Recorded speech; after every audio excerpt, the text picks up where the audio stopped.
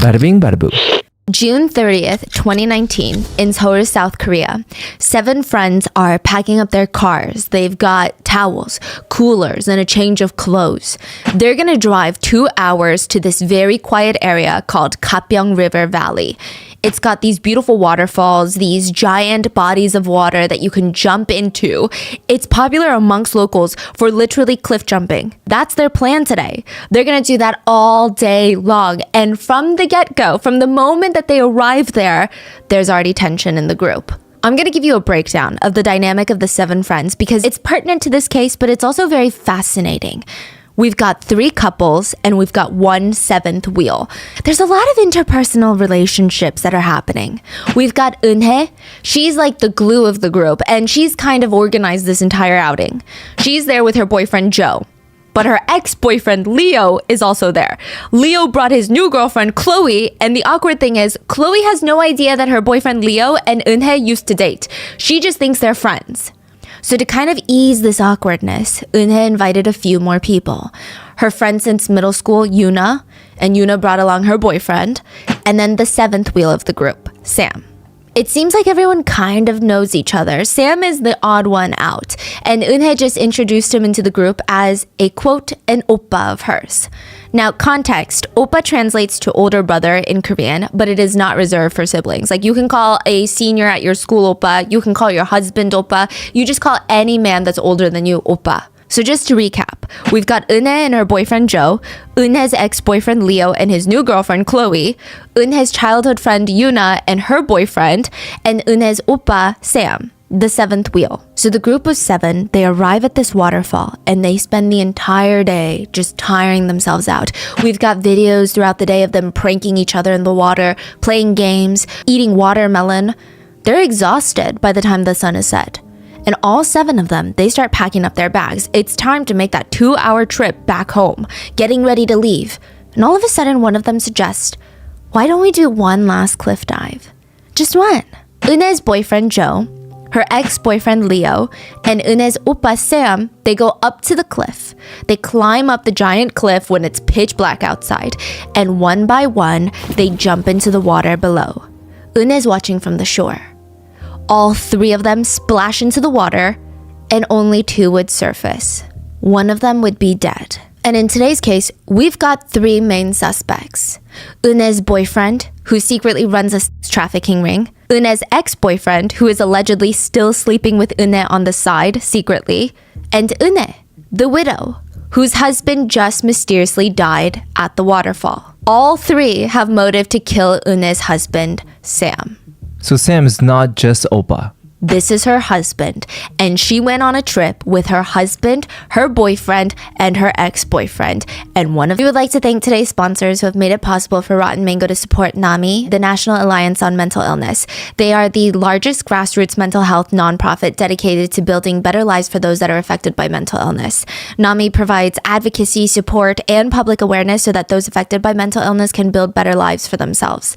This episode's partnerships have also made it possible to support Rotten Mango's growing team of dedicated researchers, translators from all over the world who work really, really hard at shedding light on lesser-known cases. And as always, we would like to thank you guys, our listeners, for your continued support as we work on our mission to be worthy advocates to these causes. Full show notes are available at rottenmangopodcast.com. Now, this case does take place in South Korea, where many of the non-central individuals' names have been redacted from the court documents. Only their surnames have been made public. So for the purpose of making it easier to follow, we will be giving them aliases for this episode. And because there's also a lot of people involved, Yoon Sang-yup will be referred to as Sam. Cho Hyun-soo will be referred to by a surname Joe. And Lee Jun-soo will be referred to as Leo.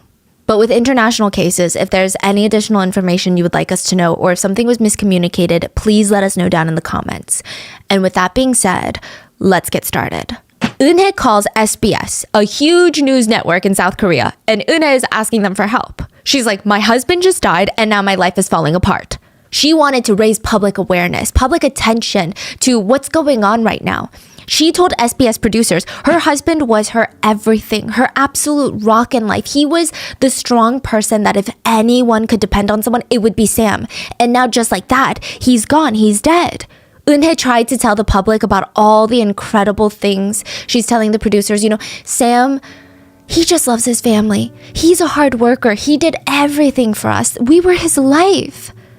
Eunhae spoke to the producers about how her parents are disabled. Sam would work overtime. Sometimes he would work 2 jobs just to help send money to her parents.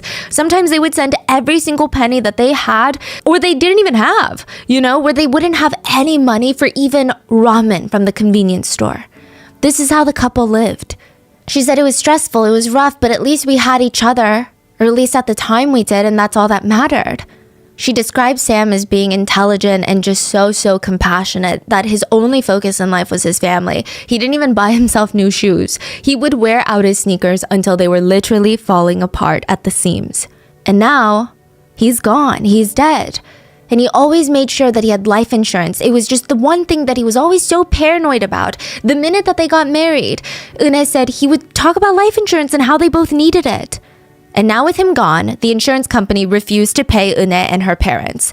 They're about to be left on the street to fend for themselves while grieving Sam's death. The insurance company cited suspicion of insurance fraud and foul play, but Eunhae saying it doesn't make sense, please. She's trying to reason with the producers. There were witnesses to the accidental drowning of my husband. Even the police have ruled it an accidental death, so what is the problem here?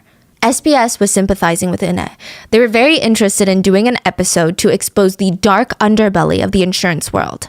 How certain insurance companies, they take advantage of young people who probably can't afford an attorney, who probably don't know the laws, who probably don't know how to protect themselves as consumers, and this is a giant corporation we're talking about.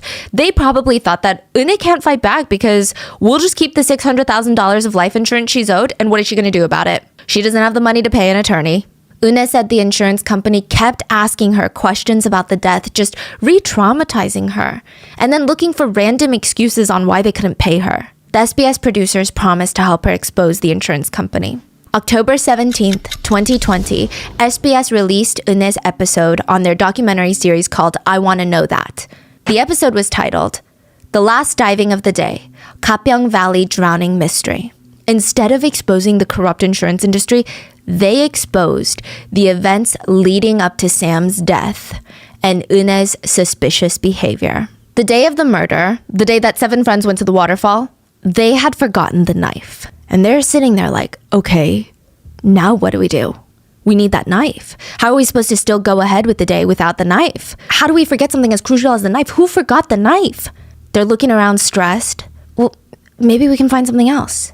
We'll just use our own heads. What? We can play rock, paper, scissors.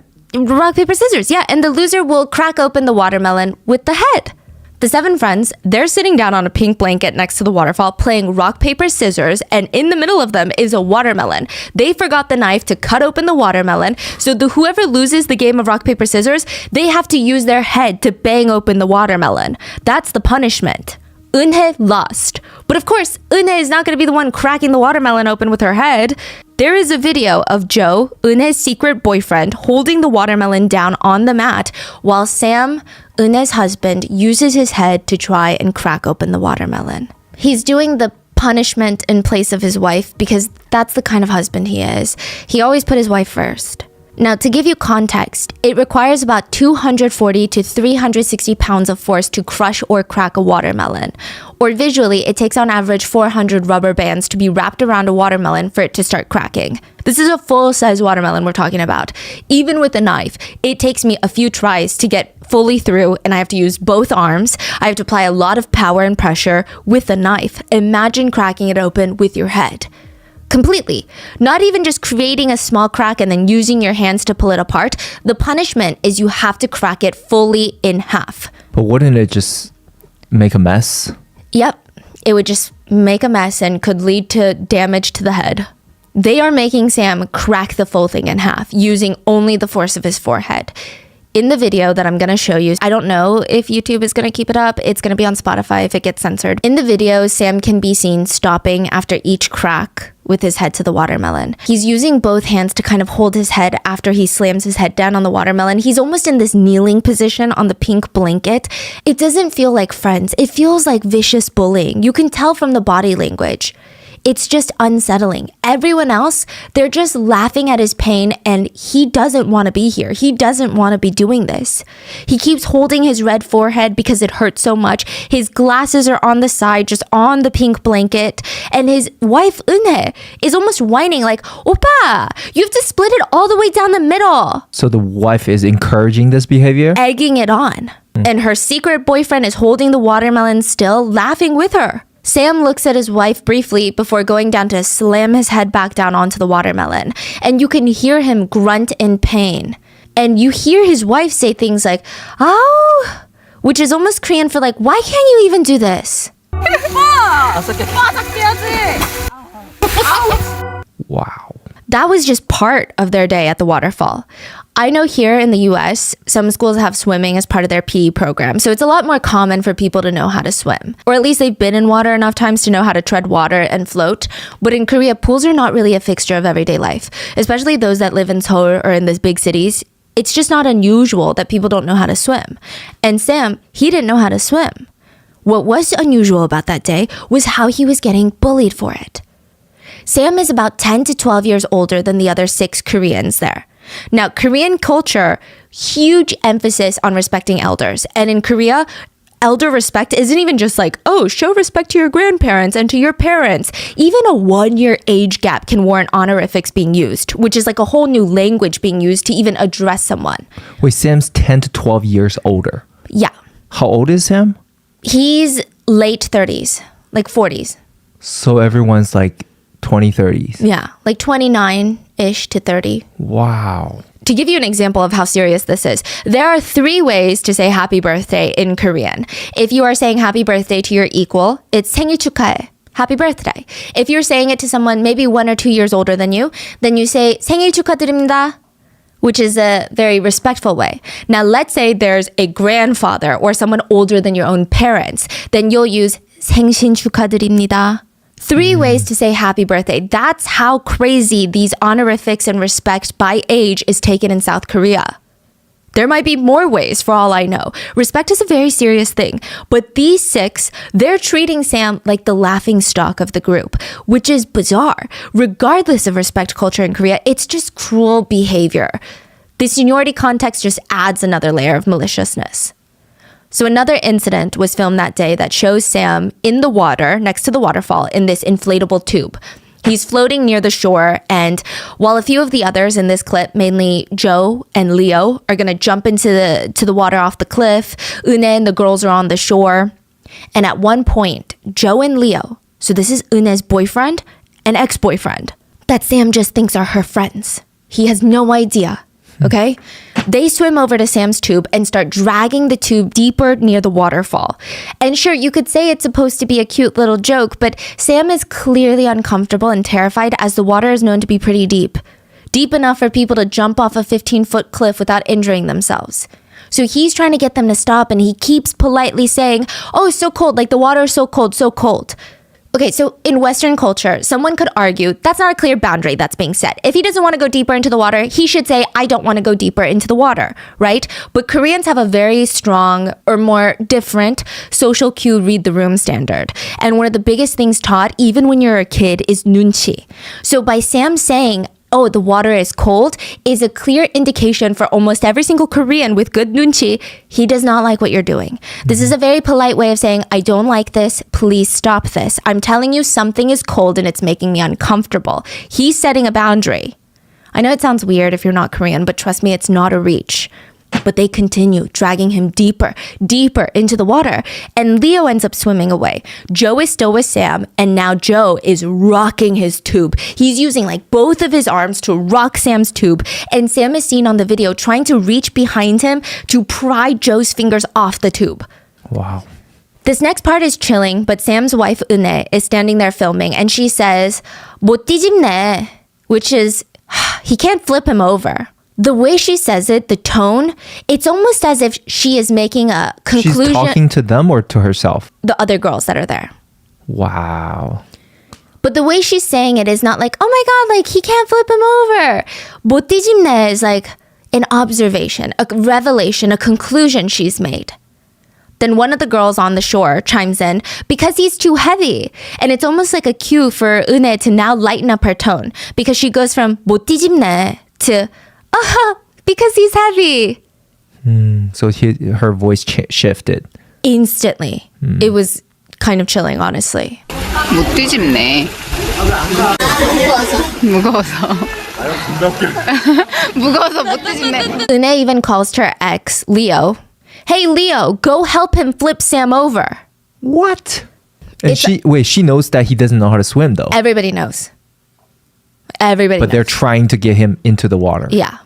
It's unclear if at one point Leo does go over to help rock the tube, but in the next clip, we see Joe by himself really put all of his strength into rocking Sam's tube. Like he was kind of joking around earlier. Now Sam is being submerged in water. Not fully, he's not turned over, but his head is probably being submerged in water. He hasn't flipped yet though. I mean, any point he could easily flip. He's being violently shaken by Joe. Une is still recording and laughing as if this is the funniest thing in the world to her. When Sam gets a chance to escape, he tries using his hands to float away from Joe, but Joe catches up to him, and one of the girls starts singing the Jaws theme song, like bada, bada, and saying shark, shark. In a heartbreaking part, Sam is so panicked and scared he covers both of his ears with his hands. And Joe continues to rock the tube. At one point in the video, you can hear Sam trying to reason with Joe and the rest of the group, and Sam says, please, let's just stop this now. Joe says, I'm not going to stop this. What are you even saying? Okay, got it. I'm sorry. I'll apologize. Please stop this. It's immature and I'm not having fun. I'm not having fun anymore.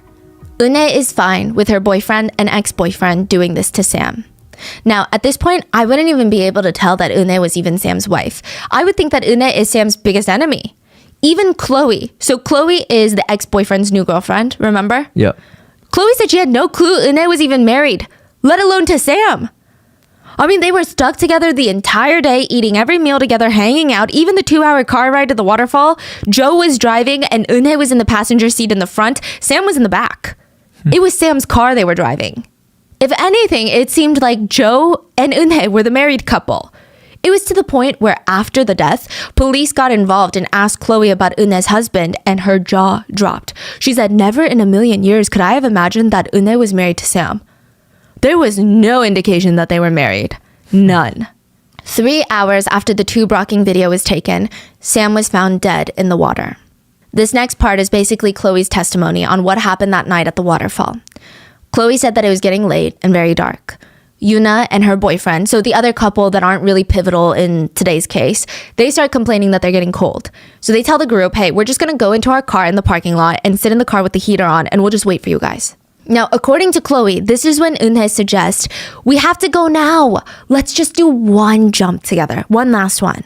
And this is just weird. If you're jumping into the water from around 15 feet, your full body is going to get submerged. Your hair, everything's going to get submerged. I don't know anyone that would want to get purposely wet again after becoming fully dry, like right before getting into a vehicle for a 2-hour drive. It seems counterintuitive. It just seems gross. Like, I don't think anyone wants to do that. And it's cold. It's cold. Yeah. And the worst part is, Une herself isn't even jumping in. So why does she care? It's not like she wants to go up and all of them hold hands and jump into the water and she just loves it so much she wants to do it one last time. Why does she care if everyone else does it one last time? She's not even doing it. Joe and Leo, boyfriend and ex-boyfriend, they agree for the last jump. And Sam does not. He hasn't been cliff jumping all day because he doesn't know how to swim. He's just been in the tube, right? And Une whines. All the men are willing to run up together, but my oppa doesn't do it. Chloe states that Une has been pressuring Sam all day to cliff jump, the entire day. And when he said no again for this last jump, she said, fine, I'll go instead. I'll do it. As if someone has to do it. Like, it was weird. She's insinuating that she's sacrificing herself for him so that he doesn't have to do something. This is when Sam just, I imagine, exhausted, says, fine, I'll go. Some people question why he chose to do this. I mean, I think that he knew that if he didn't, none of this would stop. I imagine he just wanted the day to be over. I mean, look at how the day had been going so far. He just wants to go home is how I see it. He's seen how relentless these people are, how this group is. I mean, I wouldn't be surprised if he had said no as a joke. The group would have hauled him up the cliff and threw him in by themselves. I wouldn't even put it past these people.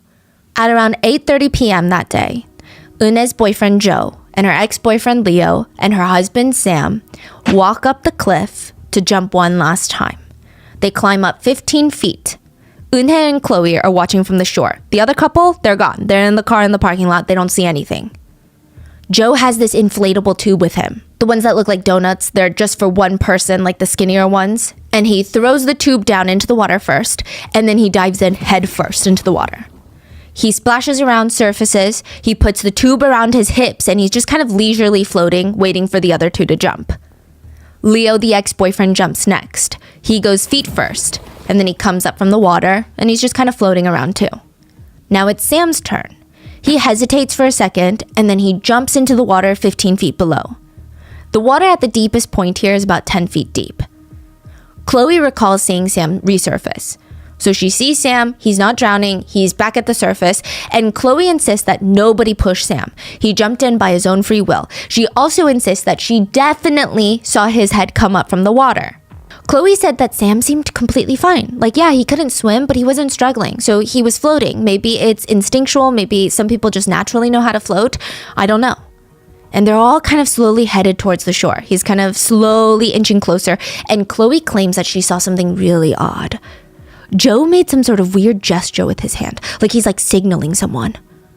And before Chloe could comprehend what's going on, like, did he mean to do that? Who is he signaling? What does he mean by that? What is that? Before she could even put two and two together, Eunhae turns to her and says, "Hey, can you grab me a cigarette?"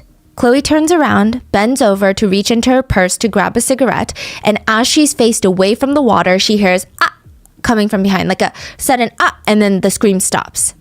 Chloe turns around and saw Sam was struggling to stay afloat. He was now actively drowning, and she didn't understand because he was fine just a second ago. Joe is still in his inflatable tube, and he starts swimming towards Sam. He's only about 30 feet away. So to give you an idea, most residential pools, so these are not pools in your apartment complex or in like a building or a gym. These are like small backyard pools. They range from 20 to 40 feet in length. So 30 feet, it's far, but it's not that far, especially if you're a strong swimmer like Joe. It's not far at all. Experts have stated it would take someone like Joe about 20 seconds to swim 30 feet. But Chloe saw the whole scene in front of her, and it was bizarre. Joe is swimming so slow.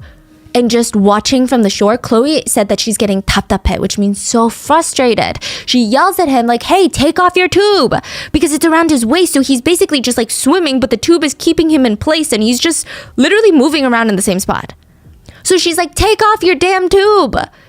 She watches as Joe takes off his tube and flings it away from his body and away from Sam. And he starts swimming towards Sam. Now, I just think that part is so interesting. That goes against instinct to throw the tube away from Sam. Yeah. But he throws his tube away, starts swimming, still suspiciously slow. And Eunhae suggests to Chloe, we should go grab the life ring. The life ring is kind of up the cliff on the hill. So they run to grab it, but now Sam is fully out of Chloe's sight. By the time that they grab the life ring and come back to shore to toss it into the water, it probably would have taken 2 minutes. That's what experts think. Chloe said it was too late. The water was calm. Sam was nowhere to be seen. Instead, there was just Joe walking out, standing waist deep in water, and he just kept repeating, "I don't see him. I don't see him." He said he couldn't save Sam because there was low visibility in the water because it was dark. What about Leo? Leo's just like, "Yeah, I couldn't see him."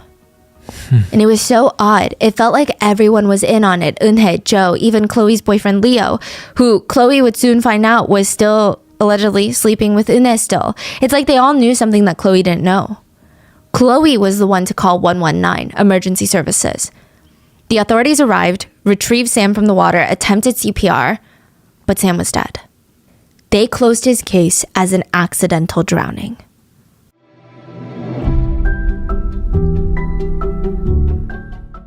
There's a few things that you can expect when you come over to our house. My dog Mango will bring you every single one of her toys. Every single one, like the whole collection. I don't know, she's showing off. My other dog Tiger will be convinced that you are their new owner. And my fridge will absolutely be stocked with easy, delicious, ready-to-eat meals. One thing about moving closer to my family is they really do be coming over whenever they feel like it. And Factor has been a huge lifesaver. Not only in that regard, but just when our days get busy with work, Factor steps in to save my day. Factor is America's #1 ready-to-eat meal delivery service. You can eat well for breakfast, lunch, and dinner with chef-prepared, dietitian-approved, ready-to-eat meals delivered straight to your door. It is such a time saver. But I also like that not only am I saving time, I can stay on top of my healthy lifestyle while not spending all day cooking up these meals. Factor helps you skip the meal planning, grocery shopping, chopping, prepping, cleaning with their fresh, never frozen meals. And yes, you can taste the difference. And they're ready in just 2 minutes, so all you have to do is heat it up and enjoy. I like that you can also choose from 35 plus chef curated meals every week. They've got calorie smart options if you're trying to be calorie conscious over the holidays. Side note, they're dietitian approved and nutritious and delicious. They have protein plus if you're trying to bulk up. I'm not even trying to bulk up, and I love the protein plus from Factor because I just want to get extra protein in. We've gotten Andrew and every single person at his workplace on Factor because he brings it into lunch, and that's the best marketing, I guess. But you can also get quick breakfast items, lunch to go, grab and go snacks, or my favorite, juices and smoothies from Factor. This December, get Factor and enjoy eating well without the hassle. Simply choose your meals and enjoy fresh, flavor-packed meals delivered to your door. Ready in just 2 minutes, no prep, no mess. Head to factormeals.com/rmango50 and use code RMango50 to get 50% off. That's code RMango50 at factormeals.com/rmango50 to get 50% off.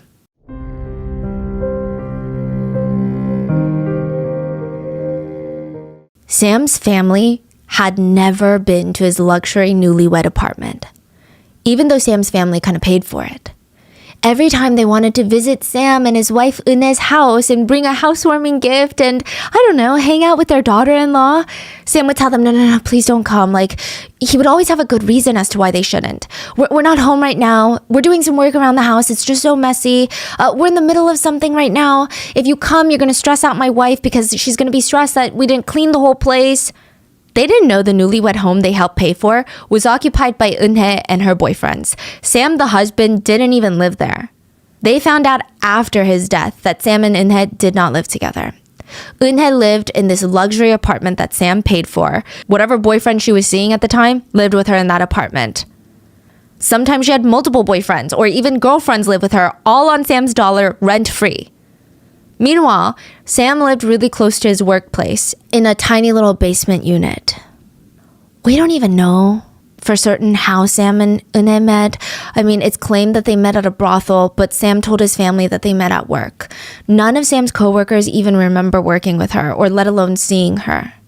Sam had been working this office job for a while. He was making around $60,000 to $70,000 a year, which is great considering the national average in South Korea is around $35,000 a year. So he makes double the average salary.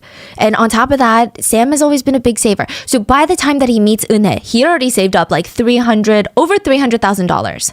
Which in this recent economy, that's a huge accomplishment. Yeah. Very few people are able to do that. And it's clear that Unhe was attracted to that. And the fact that Sam was very kind, did not care that she had a daughter from a previous relationship. I know here it's nothing, but in Korean culture, it tends to be a bit more of a, quote, I guess you could say relationship obstacle than in the US. They got married and Sam initially thought, okay, we're going to have a regular, normal life, right? But right out the gate, things are difficult. Unhe insists that they have 2 places. Sam was tied to Suwon City for work, but she's like, I'm not moving there. I hate it there. I refuse over my dead body. She wanted to live in Incheon, which is where the airport is.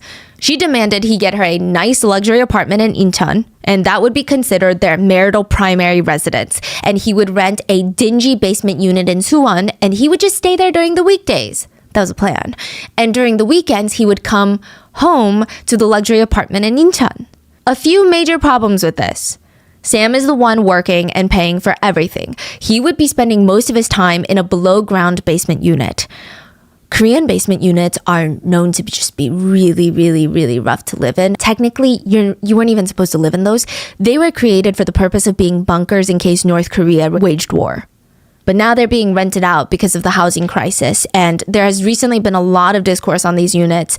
They were flooded during the last monsoon season. A lot of families were either killed or lost everything because there was no way out of the water. Like water was treading in. It's a really bad living situation. It's basically what the whole Oscar-winning movie Parasite is about. It's below ground. Usually the units will get little windows at the top of their walls, very close to their ceilings because they're basement level, that let in just like the tiniest bit of light. But right outside the window, it's ground floor. That's the pavement. So there's bugs, rats, cockroaches, dust, pollution, dirt, trash that just gets swept into their apartment. And anyone can bend down and just look straight into their unit.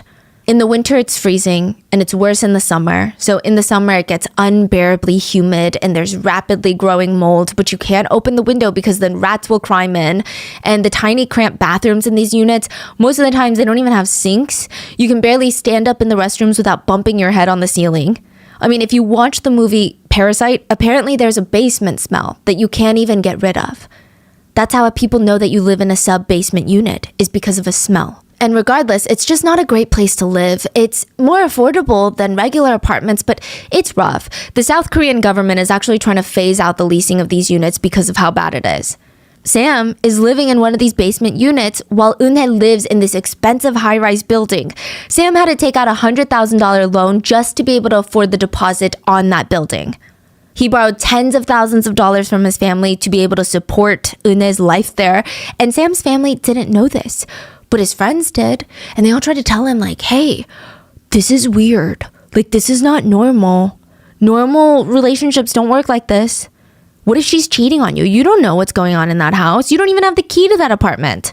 But he would just dismiss all of their concerns. And he said, it's nonsense. We're in love. And right now we're apart because she has a daughter and I work in this city. And there's no way for us to be together right now. The thing is, the original plan was Eunhae was supposed to visit every weekend or Sam was to go. She never let Sam come to their luxury unit that he was paying for. But she also never went to Sam's basement unit. It was probably too gross for her compared to her luxurious apartment. She probably turned her nose up like she's too good for a place like that. But 2 days after Sam's death, Eunhae was caught on CCTV cameras entering Sam's basement unit with Joe. They went in and they came out with boxes of valuables. Sam's computer, laptop, tablet, anything that he needed for work that had some sort of financial value, resale value, they took it. Neighbors said that was like one of the only times she was probably around. But what do we expect from someone like Eunhae? And Joe. I mean, she's the type of monster that really wouldn't mind watching her husband starve and suffer right before her eyes as long as she had a new Chanel bag. Every time Sam got paid, the money, all of it, would go in and out of his account. His bank was just a connection point. It went from his company's account to his bank account, lasted for 2 seconds, and then directly into Eunhae's. She had full control over all of his finances. Even if he wanted to buy his own food and groceries, he would have to ask her for money. No, really, beg her for money. But even that's not enough. Eunhae blew through Sam's entire life savings, $300,000, spent all of his salary, still wanted more. Like, she always had an excuse of why she needed more money. He would take out loans for her. She would use her disabled parents as an excuse of where all this money is going. And in just 5 years, Sam went from being one of the most financially secured people in his friend group to being in heavy amounts of debt. The year before his passing in 2018, he had to file for bankruptcy and his total debt was listed at $120,000. Eunhae did not care. She demanded more money. Sam took out more loans, like the loan for that apartment. She refused to share even a penny of Sam's own money with Sam. Sam's friends would later say, yeah, Sam died in June 2019, but he was dying for the past 2 years, starving to death. He didn't even have money to buy $2 ramen at the convenience store or a piece of bread. The cheapest meal at the convenience store, you could probably get it for $2. Yeah, with a drink, a triangle kimbap. Sam didn't even have that. He couldn't even afford the power and water in his basement unit. He would ask friends to borrow $3 for food, and his friends were getting concerned. They love Sam, and they knew that Sam isn't the type to ask for money unless it was urgent. So they're like, what's going on? Like, of course we can give you $3. We can give you a lot more. But dude, what the heck is going on? Like, what are you doing with your life? And they weren't trying to be rude about it. They were just like, Sam works nonstop all day. He's got a great job. He's always been great with money. And now he doesn't even spend lavishly on himself. His shoes are always broken down. His glasses, they're crooked. He's not even fixing his glasses. So what do you mean you don't have $3 for food? Sam would just respond, at the office I get my lunch taken care of, but there's no solution for the days that I'm not at the office. I've already lost 14 pounds the past 2 weeks, and I don't want people in the office to look at me any weirder. A few times, friends would send $100, and Sam would spend $3 and send 97 back. His friend said for the past 2 years before his death, Sam was constantly losing weight, and he just seemed so out of energy. And Eunhae knew this. Sam was struggling to feed himself and she knew that he was basically starving. He would text her, breaking down, asking for some money. He would text her things like, I'm really sorry. They said that they're going to cut off my electricity. I won't make this type of request next week, really, but please, can I just have a little bit of money? I used the last money you gave me really frugally. Also, you must be so busy. You don't have to call me. Please just help me with my electricity bill. Eunhae, like I said, you must be really busy. You really don't have to call. It's really okay. I guess if you need an explanation to make an excuse, my payday is the 21st and I was going to pay the electricity bill that day, but they said that they're going to cut it on the 14th. I'm really sorry again for making this type of request. Unfortunately, these text messages would only mean something to people with some sort of conscience or empathy, and Eunhae had neither.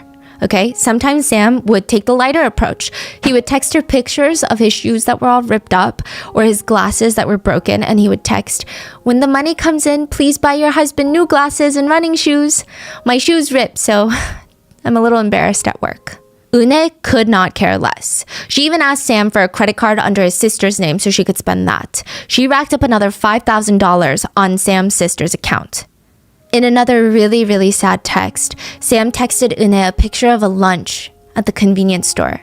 This was like a very lavish lunch for him. It was no longer cup ramen. It was like a bento box with some vegetables. And he texted, I have no money. I have too much debt and debt from the company. I don't know how much this is. I think it's like $7 or $8. Please, can you just send me $10? I promise I would have asked someone else, but I have nowhere else to go to ask for money now.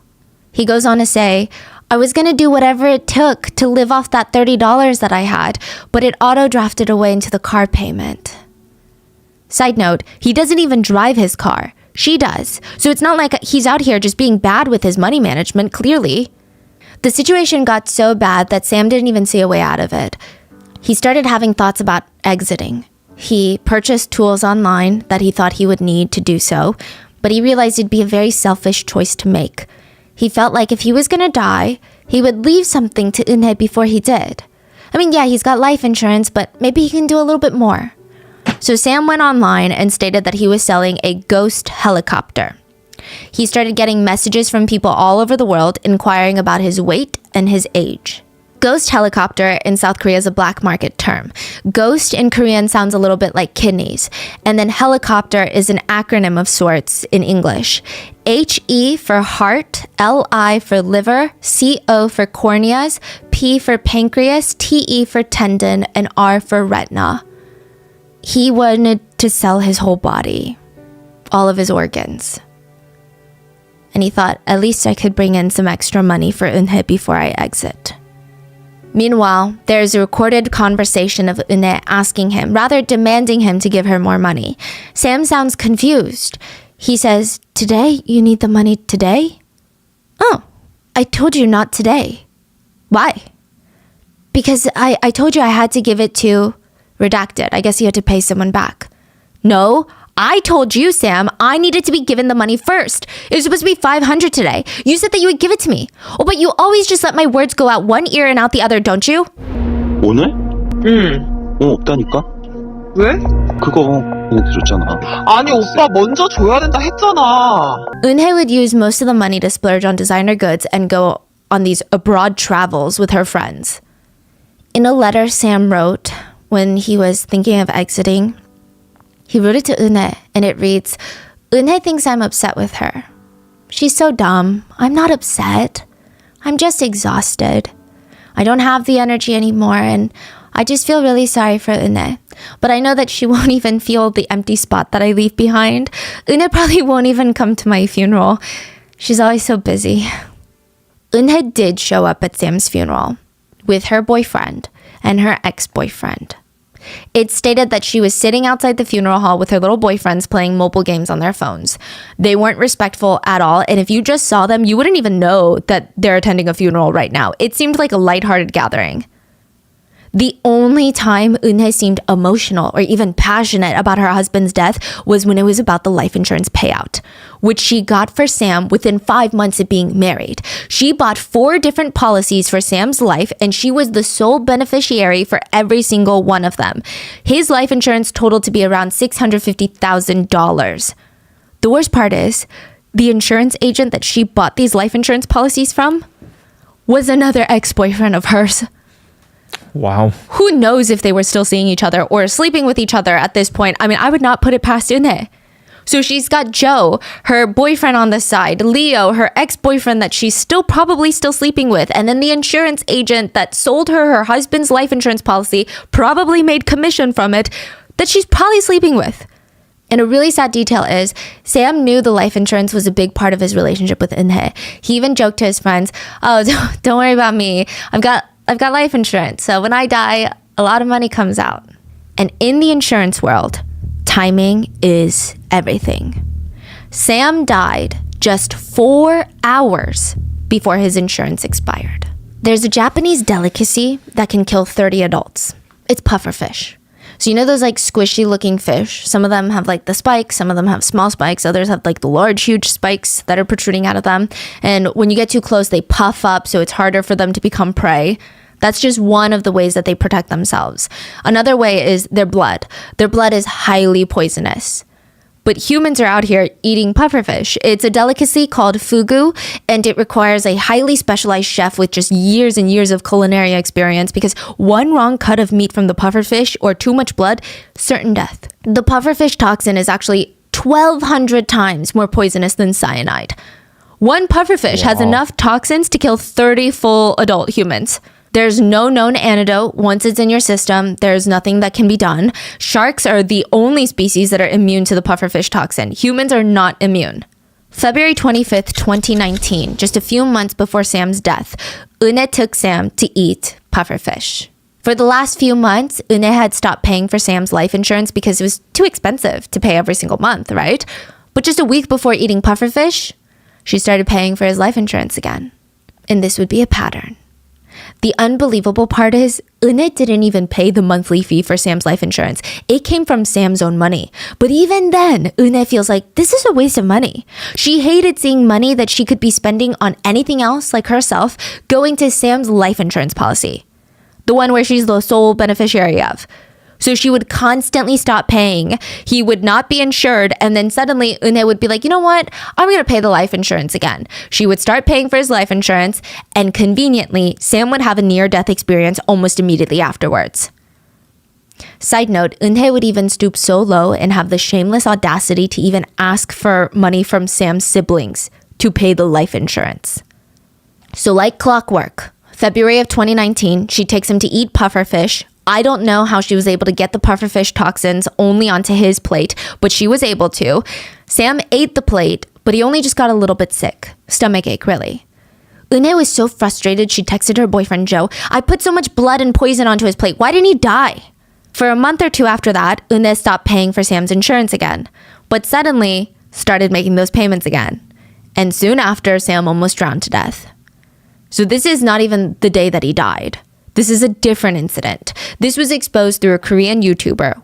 One of Joe's ex-girlfriends was anonymously interviewed. So I know it's confusing. Eunhae's boyfriend's ex-girlfriend. So Joe is also seeing like a bunch of women at the same time. He's half Eunhae's boyfriend and half her pimp. We're going to get into it. Yeah. So one of Joe's ex-girlfriends was anonymously interviewed by a YouTuber, and she shared a story of how they all went on this cabin trip together in May of this year, just like a month before Sam died. She said so much of that trip was so familiar to what she was hearing on the news about his murder. She remembered the whole group bullying Sam while Eunhae recorded. They knew that he couldn't swim, so they tried to make him use this floating device that you would need a lot of people. So you know those big floatables that has handles on the side and it needs a certain number of even weight distribution to stay floating? Yes. They would all go out into the water like that, and then they would scream and ditch. So he's like frantically trying to like stay afloat, but this floating device doesn't really work when it's just one person on one side. It just kept flipping over, and Eunhae's laughing, saying things like, "Oppa, are you having fun? Like, why is he so cute? He's so cute, isn't he?" Joe's ex-girlfriend said everyone could tell that he's not having fun, and no, she did not really think that was cute. Joe's ex remembered anytime Sam would even look in Eunhae's direction or even try to talk to her or even make small little moments of contact with her, she looked irritated. She looked so annoyed. That night at the cabin, this is like a cabin on the lake, so they have this dock right outside. The ex-girlfriend tries to go to sleep and she hears this big scream and a splash outside on the docks. She runs out and she sees both Sam and Joe in the water. Joe is calm, but Sam is screaming at Eunhae, you pushed me in the water. So thankfully the water was not that deep. He could stand because I think there hadn't been enough rain recently. And Eunhae just calmly states, what are you talking about? You were so drunk you fell in the water. Sam screamed, no, you pushed me. The ex-girlfriend said it was odd. It was really odd. It's like Eunhae was almost rewriting his memory. She kept saying things like, what are you talking about? You think I pushed you in? Okay, fine. I pushed you in. I'm the bad guy, huh? I pushed you in on purpose. That's what I did, right? She would do this enough times. Finally, Sam submitted and said, okay, you're right. You didn't push me. It was so weird. But it seemed like there was a pattern of water-related accidents happening to Sam, and it was always right after Eunhae reinstated his life insurance policy. Almost like she had a plan where she started paying the life insurance policy again and then tried to enact her plan. So just to give you a few examples, insurance reinstated February 17th, 2019. Near-death pufferfish incident February 25th, 2019. Insurance canceled. Insurance reinstated April 30th, 2019. Near-death drowning incident May 10th, 2019. Insurance canceled. Insurance reinstated right before he died. And before Sam's death, Eunhae received multiple letters from the insurance company because she was paying like earlier in June and he died on the last day of June. And it was saying, hey, if you don't get us the next payment, July 1st, 2019, we're going to cancel the plan. Sam was found dead 9 p.m. the last day of June, 4 hours before the insurance was null and void. But Eunhae had some fans in Korea though. Yeah. So you know those reality makeover shows, Extreme Makeover? In Korea, I think there's some here in the US where they do extreme home makeovers. So the producers, they go out and they find families with touching backstories. They come into their house, give them a full home makeover, and the viewers tune in. Everybody feels good. The whole thing is wholesome. Eunhae's family was chosen for an episode for one of these shows called Love House. She was 13 at the time. And Eunhae's parents, they were impoverished.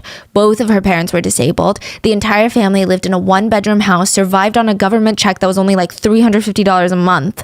Both of her parents were wheelchair-bound. And Eunhae, ever since she was young, she did all the housework. She cared for her parents. She's like forced to grow up and mature really quickly. And she's 13 when this show comes into her life. She had a lot of fans from this episode. So like, yeah, the focus is on the remodel of the house, right? The design choices. But they also really focus on the homeowners' backstories. So they would show clips of Eunhae just taking care of her parents, cleaning up around the place. And she seemed so dedicated for a little 13-year-old girl. Like parents at home were like poking their kids. Hey, look at you. Get off your little Nintendo. Look at that kid. What are you doing for me? Do you even love your parents? Look at this girl. Did we get all upset? The producers, they even asked Eunhae, if you had one wish in the whole world, like what would it be? I mean, it could be anything. The producers aren't saying, I'm going to give it to you. It's a hypothetical question. She could have wished for $1 million, a pet pig, anything. She's 13. But she said, I wish I could have my own room. Because I feel bad. I share a room with my parents and I'm a really noisy sleeper and I move around and I kick in my sleep and I talk and I have all these bad habits and I know it makes them uncomfortable when they're sleeping. So I don't think that they can get a good night's sleep because of me. It was such a mature, kind, selfless answer. She didn't even want her own room because she's 13 and wants her own room. She wants her own room because she feels like she's disturbing her parents' sleep at night. She would even say on the show, later, when I'm older, I want to give what I received to others during hard times. That same girl on Love House would grow up to be the main suspect of a true crime show in South Korea. And everyone is confused. How did she even get there? A few years after being on the home makeover show, Eunhae would meet Joe. This is the boyfriend that was on the trip with her. They've been friends since like high school. They were on and off dating, and the thing that bonded them together was sex. Eunhae started hanging out with boys in her school and the school in the town over, and every time she would spend time with boys, the rumor was she would be paid a fee. So eventually it would evolve into full-blown sex work by the time that she was in high school, and Joe was essentially her handler / pimp. And after getting into this crowd, Eunhae's life just takes a 180. She runs away from home, she abandons her parents, she drops out of school, her highest level of education is middle school, and in 1 year, Eunhae was in and out of the police station like 10 times for petty offenses. At 18, Eunhae finally shows back at home and drops a baby off, a little baby girl, and is like, I can't do it, bye. Leaves. Eunhae's parents, they take full custody over this child, and we have no further information on like who the dad is or really anything about that. A lot of people said that Eunhae just lost sight of everything that really mattered. She abandoned her parents, refused to take care of her own kid, didn't care about anyone but herself. She started getting a lot of plastic surgery on her face. Now, I don't think it's our place to judge when someone has plastic surgery, right? But I think that the reason that netizens were really dogging on her for this later is, you know, one, she's a shady, evil person, but also she gave her disabled parents the huge responsibility of raising her child because she stated she didn't have the money to be a mom, but she spent a ton of her money on plastic surgery. So I can see how that feels gross to netizens. Like just making sure it's known that it's not the act of plastic surgery that they don't like. No, it's just, you know, you get it. And I think in hindsight, it's really to see her as this like vapid, manipulative, shallow, gross person that she is. But at the time, for Sam, I think that he just saw the girl from Love House. I think that he knew it was rough for her, but he saw this sweet girl who had to grow up too fast, and maybe now she's a little reckless with the money because she wants to be a kid again. She never had a childhood, so maybe she wants to experience it now. Maybe that's why she tends to want to have more fun and wants more excitement than Sam does. She's trying to live through her kid life again. But she still feels like pressure and stress from her parents and being a single mom. So it's just, I could see how people feel sympathetic towards her. He probably saw her as this very strong, sensitive woman that he could help. Sam would see the good in people because Sam was a good person. But like, what do you think is one of the last things you would do if your loved one passed from drowning? I don't know if this is a conscious choice, but I feel like most people would probably avoid bodies of water. Or at least I imagine it would take a lot for someone to go enjoy leisurely activities on bodies of water without thinking about their loved one who just passed. Eunhae went to a water park 2 months after her husband's death. She even went wakeboarding in a lake. There's a video of her that she posted. She would later claim in prison that video was taken way before Sam's death, but like we don't know for sure. We do know for sure that she did go to a water park, which feels wrong. The 100 days after Sam's passing, Eunhae was focused on having fun. She went to the water park, she went wakeboarding, she went on an overseas trip with her friends and her daughter. She hung out with her new boyfriend Joe. But fine, like we say this all the time, we really can't dictate how people grieve and process trauma, but like there's just so much in this case that does not add up. Even the events of that day, so the forensics, the expert testimonies, they don't make sense. For example, professionals state there's a chance, a possibility that even though Sam was okay when he first dropped into the water, he could have had a sudden muscle ache from the cold water. So he gets a muscle cramp, he starts drowning. But they also argued that it's very suspicious that Joe couldn't reach him in time to save him. I mean, even if he did reach him, I get there's a chance that Joe can't save him. When people are drowning, there's a chance that it's very difficult to help them because they keep panicking and they might even try to take you down with them, right? But that wasn't even a consideration in this case because Joe was swimming extremely slow and never even made it to Sam. Another odd thing is Joe had a tube around his waist. When he took it off to, quote, swim faster, he threw it away from him and away from Sam. Une's actions, according to Chloe, it's also strange. And it's alleged that before Chloe called emergency services, she said Joe turned to the group and said, make sure we don't look suspicious. The group would tell authorities that Sam did not struggle in the water. So they heard him hit the water. He said, ah, and then went under. Never resurfaced. That's why they couldn't find him, because it was too dark to see in the water and he wasn't splashing around. So they had no idea where he was. They're looking around. Joe's like, I don't even know where to swim, right? Because I don't know where he is. But that completely goes against the forensic findings of this case. According to professionals who performed Sam's autopsy, they said that there was evidence that his lungs retained quick amounts of air and water. How do they know? Because there was foam found in his lungs. Foam only occurs when air and water repeatedly enter and exit the trachea. It's a strong indication that Sam was struggling in the water. He was likely coming up, trying to get air, then going back down, coming up, trying to get air, going back down. So their statement that Sam never struggled in the water, it did not match the forensics. It just didn't. Additionally, the police had a theory that his foot got caught on a rock, and that's why he drowned, because he was kept underwater. But like I said, the forensics don't match up to that, because that would have resulted in very little or no foam in his lungs. He would not have had the chance to surface for air. And really add to the fact that Eun-hye knew that her husband could not swim but kept encouraging him to jump off a cliff into deep water and peer pressuring him to do so, very questionable. And there's just so many other inconsistencies. Sam's friend stated that it was really out of character for him to jump into the water unless he felt like he absolutely had to. This man is not a risk taker, they said. So this is not something that he would have done unless he felt forced. Even Sam's wedding to Eun-hye, there was no official wedding ceremony. They just did paperwork. Sam told his family it was because Eun-hye's parents were upset that Sam was a decade older.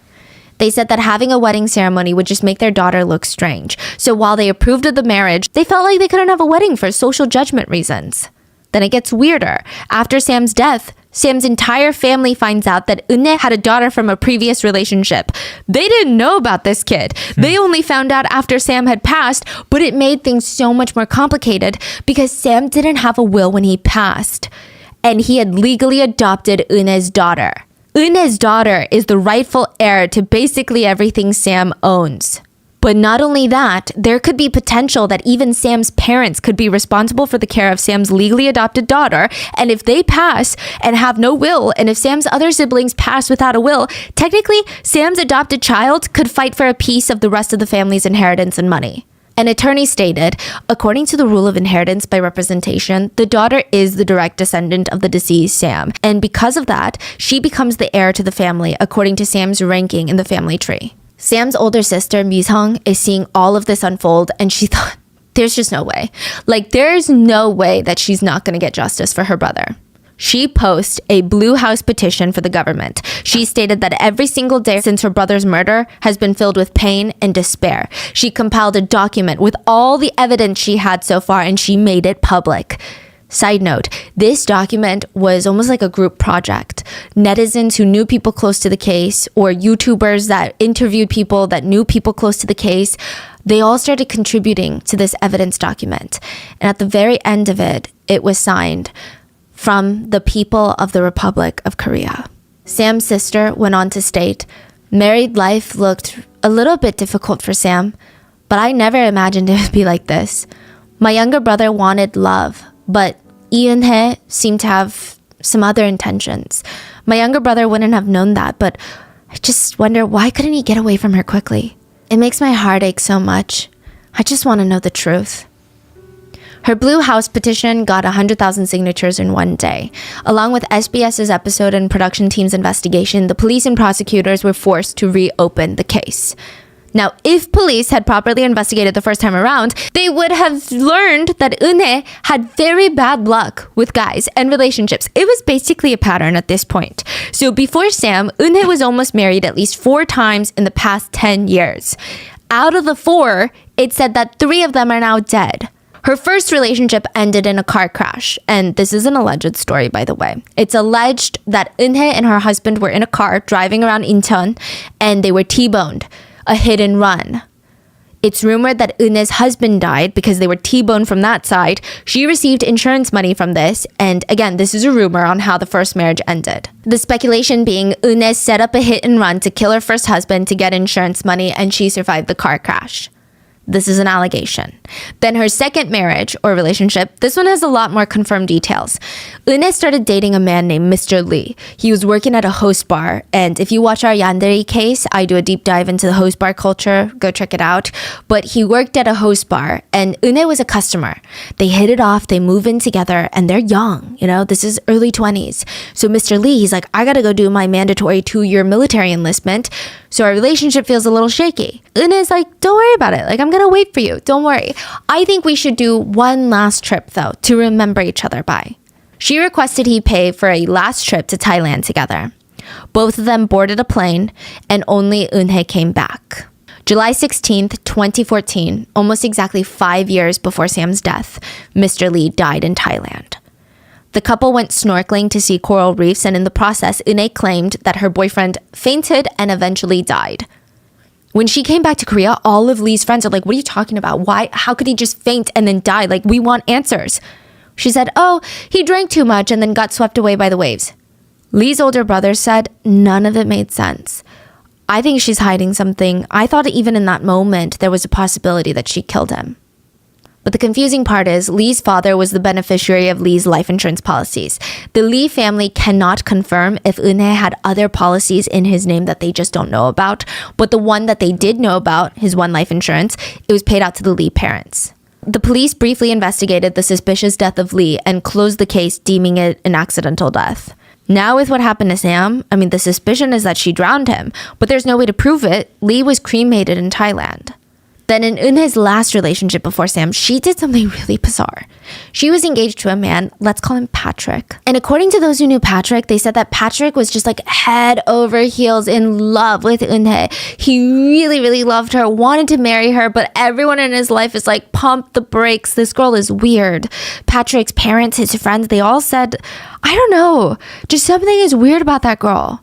First of all, Eunhae's going around meeting all of us, meeting your family, meeting your friends, but you've never met a single one of her friends or family. Does she not have friends? Does she not have family? But she talks about them, so why can't you meet them? Patrick thought, they're just being so cautious, so skeptical. Love is love. The couple go ahead and they start planning their wedding. The weekend of the wedding shows up and it's like a full weekend of festivities. They had rehearsal dinners, parties before the actual wedding, and this would be the first time that Patrick would actually meet his friends and family. And Patrick's friends immediately off the bat are like, this is so suspicious.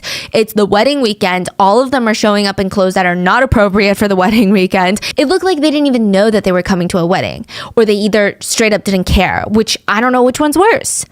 And Eunhae's parents, they barely know a thing about her. They don't even seem like her parents. Patrick's parents were so suspicious that they immediately hired a PI. And they discovered that all the people that Eunhae had invited to this wedding, paid actors. Wow. Even her parents. It's another Anna Delvey, Yeah. Patrick confronted Eunhae about it, and she left him at the altar, abandoned him. It really, really messed with Patrick. His friend said, after this, Patrick developed severe depression, social phobia. He's still struggling mentally. What's crazy is, even after leaving Patrick at the altar, Eunhae comes back, knocks on Patrick's door with her daughter, and is like, this is your baby. The timeline didn't match up. It was clear that was not Patrick's baby. So then Eunhae just left again, and I don't think that she ever tried to contact him ever since. And because fall of 2016, Eunhae married Sam Yoon. So she had 4 very serious relationships in the past 10 years, and she probably did have a ton of other relationships with a ton of other partners, but she's a serial cheater. These were like her 4 main ones. So out of the past 4, 3 allegedly died. And Eunhae was determined to be the one that got away. When the police start looking for Eunhae, she is on the run with Joe. Beginning of 2022, Eunhae and Joe are placed on Interpol's most wanted list. Everyone is on the lookout for this child star turned potentially serial killer. People are concerned since Joe has a lot of shady businesses. They've got contacts in the criminal world in other countries that could help them flee Korea and keep them hidden. It would be really hard to find them if that were the case. But 3 months in, police get a hit. Eunhae and Joe never left Korea. They were in South Korea in a smaller town, and they weren't even trying to hide. They were caught in a city hanging out with friends. Not even just them two, with friends. Like, how bold and how cocky do you have to be? Yeah, that's bizarre. And Korea's filled with cameras. Yes, they were caught on CCTV cameras as well. Authorities descended on the region, but they tried to watch the couple for a few days. I don't know if either they were trying to gather more intel on them, or likely they were probably trying to find a way to apprehend them without putting other lives at risk. But they were finally apprehended 4 months into being on the run. They only made it this far because Joe had a ton of cash from his alleged shady businesses. Now, side note, authorities stated the little apartment that they rented was trashed by the time that the police got there. It was filled with designer goods. There was no furniture. They found 5 phones, a laptop, and a USB hidden in the ceiling of the master bedroom of the rented apartment. Eunhae was arrested, then Joe, then the ex-boyfriend Leo. But prosecutors, they're mainly focused on Eunhae and Joe. Leo is being charged for being an accomplice and conspiracy to commit, but not really for murder. During the trial, Eunhae and her parents, they try to do damage control to her image. And now, I want to make it clear, I don't blame the parents at all. I think maybe they either truly thought she was innocent, or maybe, I imagine, they might have felt guilt, like they had a role in this. If they hadn't made her grow up too quickly, I just feel like they probably put a lot of blame on themselves. Her father tried to tell the judge that Eunhae was innocent and she has a reputation in their neighborhood for being a great daughter who always cares for their parents. But it was also proven that Eunhae had not spoken to her parents in over a year, and the residents of the parents' neighborhood said, "I have never not once seen that girl, ever." And there's just a lot of things that Eunhae lies about that comes out during the trial. Like, when does she not lie? I don't know.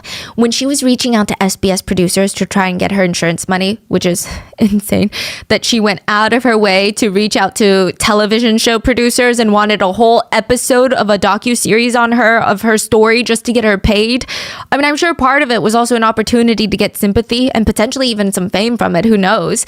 But she told producers that her parents were being sent money by Sam and that everyone in the family was going to starve without this insurance payout. When SBS contacted Eunhae's mom, she had no idea what money they were talking about.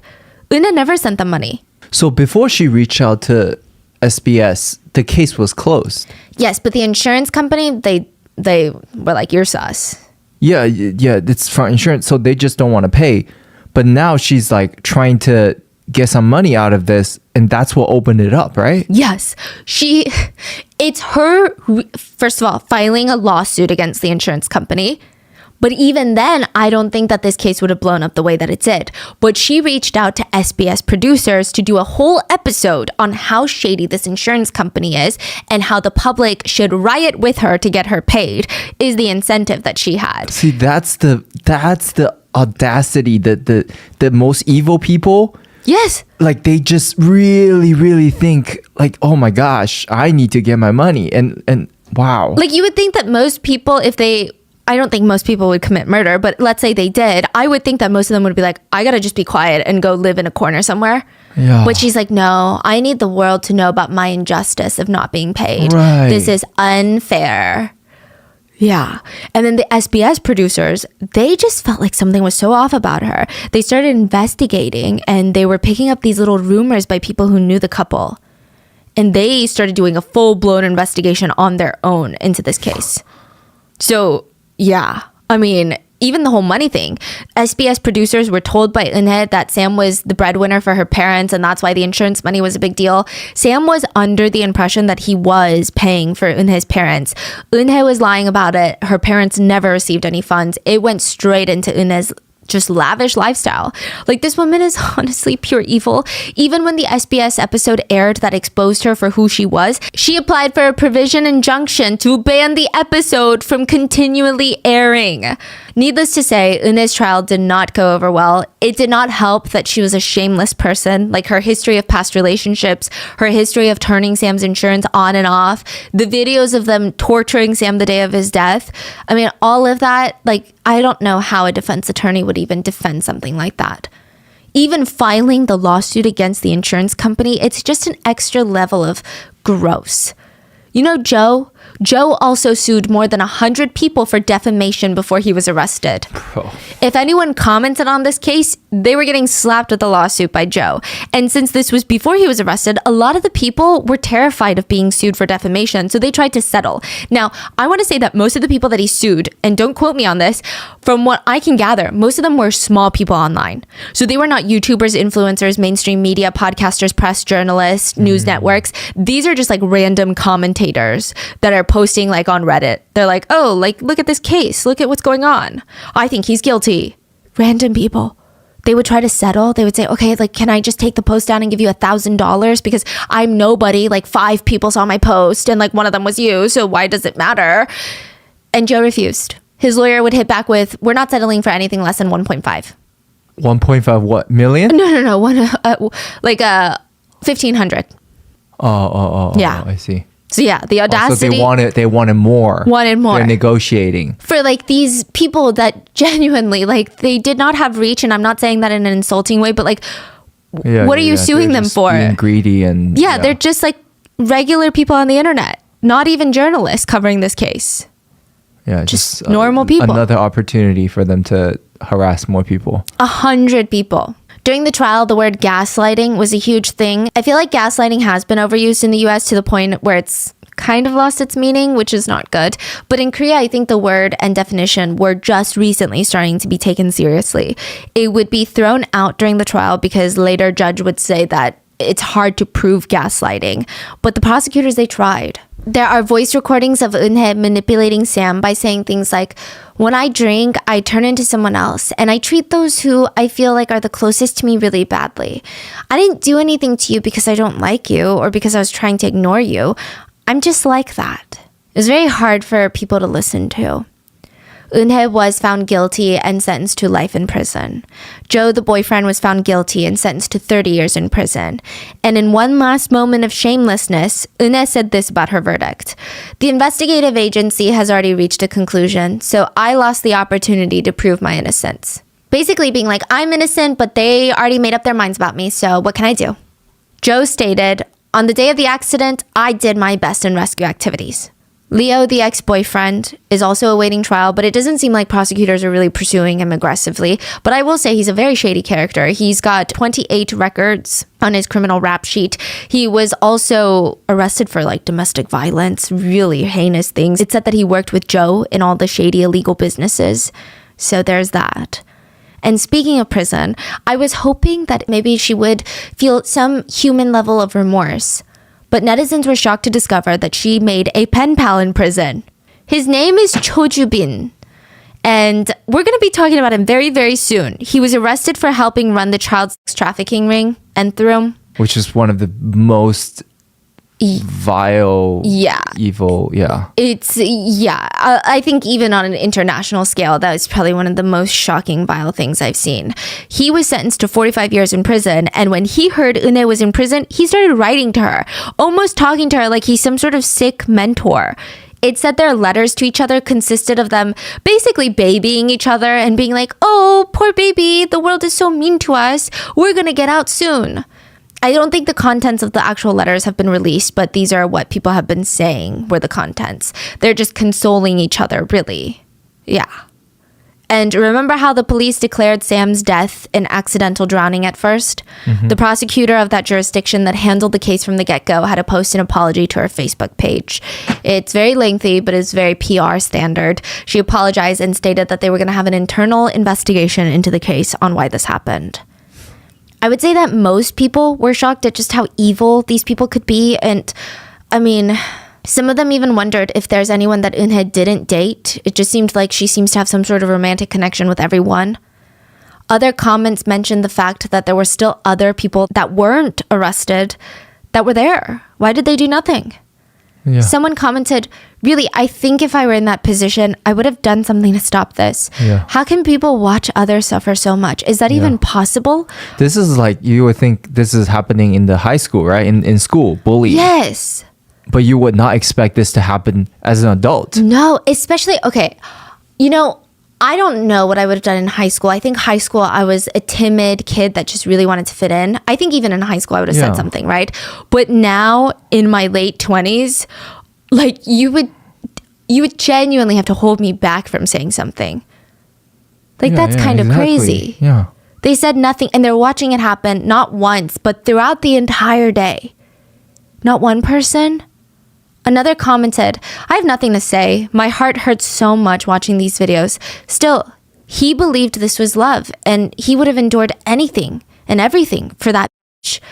He could have been loved by someone worthy, But I'm so angry that he met a woman who is not even a human being and went through all that pain. I hope these people live in pain till the day they die. And to those who resorted to victim blaming Sam, because there were some heinous people who said some heinous things about how he should have known it wasn't love. How could he not see that she was evil? Some people even made remarks about their looks. Yeah, some of the comments were really dark, but I think one comment that addresses it really well says, if you look at the way Sam was messaging his friends, he would ask for $3 just to buy ramen for a meal, and if they sent more, he would send the rest back. Sam was kind by nature. I think because he was so kind, he could never really believe truly evil people existed. I think he never imagined evil people could do such things, especially his wife. It's so sad, it just breaks my heart how scary and cruel it must have been for him. But I hope he finds peace in heaven. But there were also some really bizarre comments. Some people still supported Eunhye. They wrote, if you're pretty, everything is forgiven.